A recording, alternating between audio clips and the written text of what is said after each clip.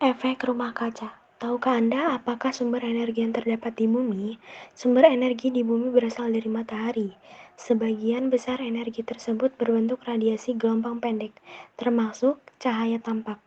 Ketika energi ini tiba di permukaan bumi, ia berubah dari cahaya menjadi panas yang menghangatkan bumi. Permukaan bumi akan menyerap sebagian besar panas dan memantulkan kembali sisanya. Sebagian dari panas ini berwujud radiasi inframerah gelombang panjang ke angkasa luar. Namun, sebagian panas tetap terperangkap di atmosfer bumi akibat menumpuknya jumlah gas rumah kaca, antara lain uap air, karbon dioksida, sulfur dioksida, dan metana yang menjadi perangkap gelombang radiasi ini. Gas-gas ini menyerap dan memantulkan kembali radiasi gelombang yang dipancarkan bumi, dan akibatnya panas terus akan tersimpan di permukaan bumi. Keadaan ini terjadi terus-menerus sehingga mengakibatkan suhu rata-rata tahunan bumi terus meningkat. Gas-gas tersebut berfungsi sebagaimana gas dalam rumah kaca. Dengan semakin meningkatnya konsentrasi gas-gas ini di atmosfer, semakin banyak panas yang terperangkap di bawahnya. Efek rumah kaca ini sangat dibutuhkan oleh segala makhluk hidup yang ada di bumi, karena tanpanya planet ini akan menjadi sangat dingin, dengan suhu rata 15 derajat Celcius atau 59 derajat Fahrenheit. Bumi sebenarnya telah lebih panas dari 33 derajat Celcius dari suhunya semula. Jika tidak ada efek rumah kaca, suhu bumi hanya minus 18 derajat Celcius, sehingga es akan menutupi seluruh permukaan bumi. Akan tetapi sebaliknya, apabila gas-gas tersebut telah berlebihan di atmosfer, akan mengakibatkan pemanasan global. Efek rumah kaca merupakan gambaran awal mengenai bagaimana dampak pemanasan global akan menimpa bumi dan segenap isinya. Penyebab pemanasan global. Pemanasan global atau global warming atau sekarang lebih dikenal sebagai perubahan iklim global adalah pemanasan iklim bumi secara umum. Memanasnya bumi telah diobservasi penelitian sejak tahun 1950-an dan terus bertambah panas sejak itu. Selain bertambah panas dari tahun ke tahun, di beberapa wilayah di bumi mengalami perubahan cuaca yang ekstrim. Oleh karena itulah fenomena ini disebut juga sebagai perubahan iklim global atau climate change. Penyebab pemanasan global secara langsung berkaitan dengan efek rumah kaca. Jika gas-gas rumah kaca makin meningkat jumlahnya di atmosfer, maka efek pemanasan global akan semakin signifikan. Sejak revolusi industri, gas-gas rumah kaca seperti karbon dioksida, metana, dan gas berbahaya lainnya menjadi semakin banyak dan bertambah di atmosfer, sehingga konsentrasi makin meningkat akibat ulah manusia. Berikut ini dijabarkan secara detail mengenai penyebab-penyebab langsung maupun tidak langsung yang mengakibatkan pemanasan global. 1. Energi. Karena hampir sebagian besar pembangkit listrik di dunia menggunakan minyak bumi dan batu bara, maka tentu saja aspek ini berpengaruh sangat besar terhadap pemanasan global karena permintaan listrik sangatlah tinggi dan makin meninggi setiap tahun, yang pada saat ini kontribusi terhadap pemanasan global sekitar seperempatnya. 2. Transportasi. Karena hampir seluruh sistem transportasi menggunakan bahan bakar fosil, maka semakin banyak orang yang memakai kendaraan pribadi akan berdampak pada peningkatan gas karbon dioksida di atmosfer yang saat ini berkontribusi sebesar 20% terhadap pemanasan global. 3. Industri peternakan sapi. Industri peternakan sapi menghasilkan gas metan yang sangat besar ke atmosfer. Gas-gas ini dihasilkan oleh kentut sapi dan kotoran sapi yang diproduksi oleh bakteri pengurai selusa di perut sapi. Hampir setengah dari penyebab pemanasan global disebabkan oleh hal ini karena masifnya industri ini di seluruh dunia akan mengkonsumsi susu dan daging sapi oleh manusia yang begitu besar. 4. Industri pertanian. Pupuk yang digunakan dalam pertanian melepaskan gas nitrous oxide ke atmosfer dan merupakan gas rumah kaca. Limbah industri dan tambang industri seperti pabrik semen, pabrik pupuk, dan penambangan batu bara serta minyak bumi memproduksi gas rumah kaca seperti karbon dioksida.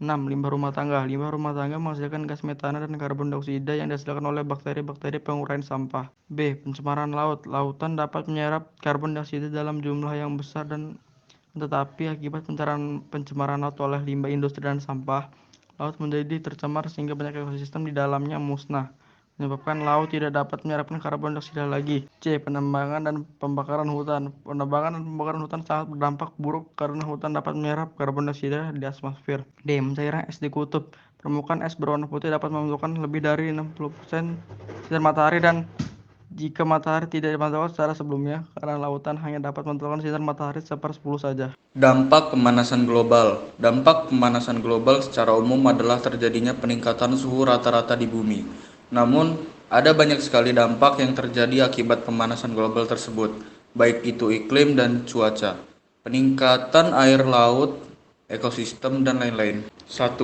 Perubahan iklim dan cuaca. Pemanasan global mengakibatkan terjadinya perubahan iklim dan cuaca di berbagai penjuru dunia. Hal ini dikarenakan kondisi atmosfer yang berubah di berbagai lokasi akibat pemanasan global tersebut. Perubahan iklim membuat terjadinya perubahan musim juga. Siklus musim di berbagai wilayah bumi akan mengalami perubahan atau menjadi tak tentu. Hal ini menyebabkan banyak masalah bagi manusia. Misalnya, perubahan musim hujan dan musim kemarau. Dampak pergantian musim ini juga terjadi pada industri pertanian dan peternakan. Musim tanam dan musim panen yang tidak jelas akan mengakibatkan hasil pertanian dan peternakan menjadi menurun. 2. Hujan asam. Asap hasil pembakaran batu bara dan minyak akan menghasilkan emisi sulfur oksida dan nitrogen oksida. Ketika kedua gas tersebut bereaksi di udara, maka akan menghasilkan asam nitrat dan asam sulfat. Inilah yang kemudian mengakibatkan terjadinya hujan asam. Hujan asam ini dapat mengakibatkan kerusakan pada benda-benda logam, merusak tanaman, mengakibatkan kesulitan bernafas, dan sebagainya. Es kutub utara dan selatan mencair. Sebagian besar area kutub utara dan selatan tertutup oleh es yang dapat memantulkan cahaya matahari. Pemanasan global akan membuat es di kutub utara dan selatan mencair. Jika es di kutub utara dan selatan terus mencair, maka panas matahari akan semakin banyak terserap dan menimbulkan panas. Selain itu, percepatan mencairnya es akan membuat berbagai binatang di kutub utara dan selatan kehilangan habitatnya. Keempat, permukaan laut naik. Es yang mencair dari kutub utara dan selatan akan mengalir menuju laut. Pada akhirnya, permukaan air laut akan semakin tinggi secara perlahan-lahan. Menurut beberapa ilmuwan, sepanjang abad 20, permukaan air laut telah naik hingga 25 cm. Dan diperkirakan permukaan air laut akan terus naik hingga mencapai 88 cm. Hal ini tentu saja akan membuat area daratan di permukaan bumi semakin berkurang. Yang kelima, ekologis terganggu. Pemanasan global berdampak besar bagi semua makhluk hidup, termasuk hewan dan tumbuhan. Aktivitas manusia yang mengakibatkan pemanasan global akan membuat banyak hewan melakukan migrasi ke tempat lain. Tumbuhan-tumbuhan di suatu daerah bisa hilang atau mati karena iklimnya sudah tidak sesuai dengan habitat aslinya. Yang keenam, lapisan ozon menipis. Lapisan ozon merupakan lapisan yang menyelimuti bumi sehingga tidak terkena radiasi langsung dari sinar matahari. Pemanasan global mengakibatkan lapisan ozon ini semakin menipis bahkan rusak. Dampak dari kerusakan lapisan ozon ini adalah sinar matahari yang langsung mengenai kulit manusia. Sinar ultraviolet yang langsung mengenai kulit dapat mengakibatkan penyakit kulit hingga kanker kulit. Cara mengatasi pemanasan global.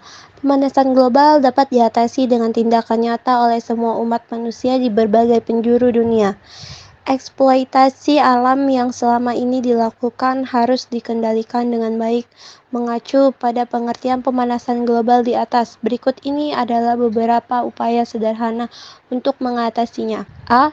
Mengurangi penggunaan kendaraan bermotor.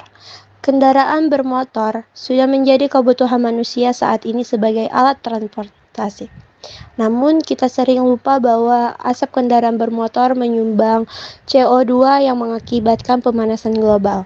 Untuk mencegah pemanasan global, kita bisa mengurangi penggunaan kendaraan pribadi dan menggunakan angkutan massal. Dengan begitu, polusi udara akan berkurang dan dapat membantu mengatasi pemanasan global. B. Menjaga kelestarian alam.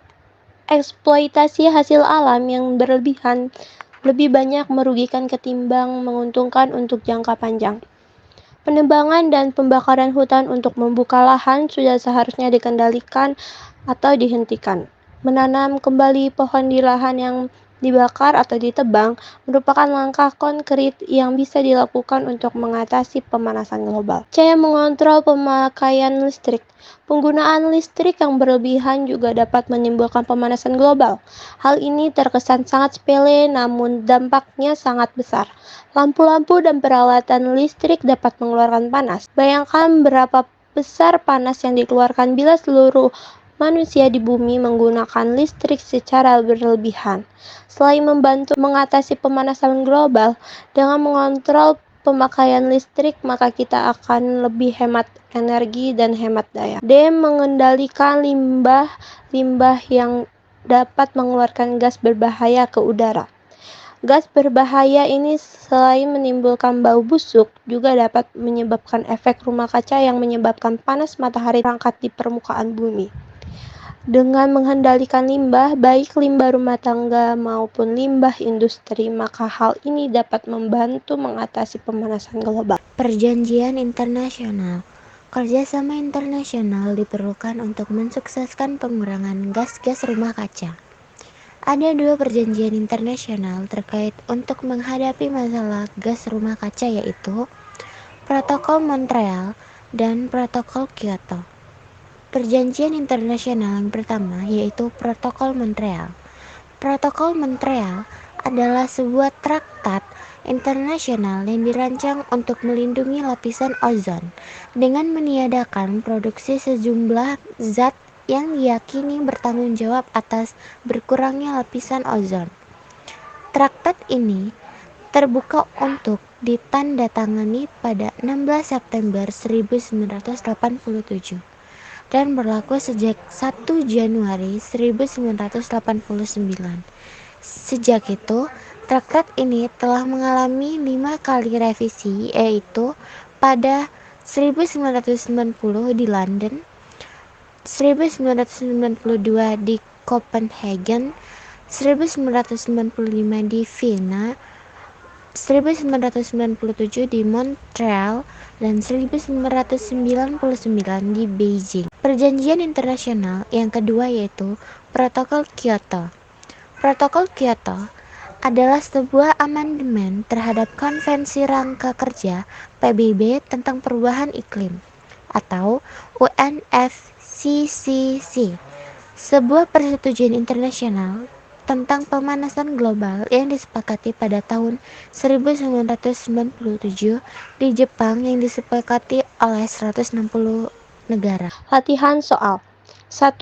Apa saja yang termasuk gas rumah kaca? Gas apakah yang paling bertanggung jawab untuk terjadi efek rumah kaca? Yang kedua, bagaimana pengaruh pemanasan global terhadap kesehatan manusia? 3. Mengapa usaha reforestasi hutan dapat mengurangi pemanasan global? Pembahasan latihan soal. 1.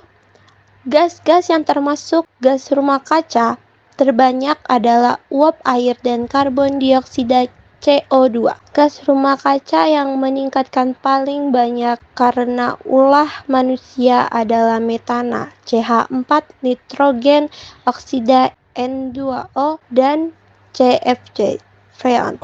Yang kedua, pengaruh pemanasan global terhadap kesehatan manusia yaitu dengan meningkatnya suhu daerah subtropis memungkinkan perkembangan patogen di daerah tersebut.